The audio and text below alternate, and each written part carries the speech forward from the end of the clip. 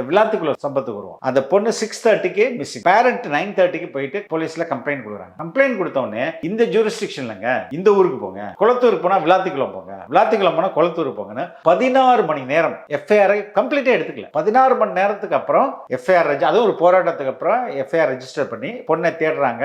அந்த பொண்ணு வீட்டை சுத்தி ஒரு 300 மீட்டர்ல அவளுடைய டெட் பாடி கிடைக்குது. இப்போ 9:30 மணிக்கே இவங்க வந்து கம்ப்ளைண்ட் எடுத்துட்டு தேட ஆரம்பிச்சிருந்தாங்கன்னா அந்த பொண்ணோட உயிரோட பிடிச்சி காப்பாத்திருக்கலாம்ல. அப்ப 16 மணி நேரம் கேஸ் போடாம அலக்களிச்ச காவல்துறைக்கு என்ன தண்டனை? ஒரு அதிகாரிய ஒரு பிரவீனான்ற ஆய்வாளரை மட்டும் சஸ்பெண்ட் பண்ணா போதுமா? அப்போ என்ன நடக்குது இங்க? நீ என்ன வேணா பண்ணிக்க, நான் வந்து ஒன்னே காப்பாத்துவேன். குற்றவாளியாகிய காவல்துறையும் குற்றவாளியா இருக்கிற திமுக நபர்களையும் நான் எப்படி வேணாலும் காப்பாத்துவேன். ஆனா சாதாரண மக்களை வந்து நான் வந்து அதை கண்டுக்கவே மாட்டேன். ஆனா நயன்தாராவை பத்தி எதிர்கட்சியினர் யாராவது சொல்லிட்டா உடனே நான் வந்து குதிப்பேன். அதுக்காக மாதர் சங்கம் போராட்டம் அறிவிக்கும், மாதர் சங்கம் கருத்து சொல்லும். இதுக்கெல்லாம் எங்க போறாங்க?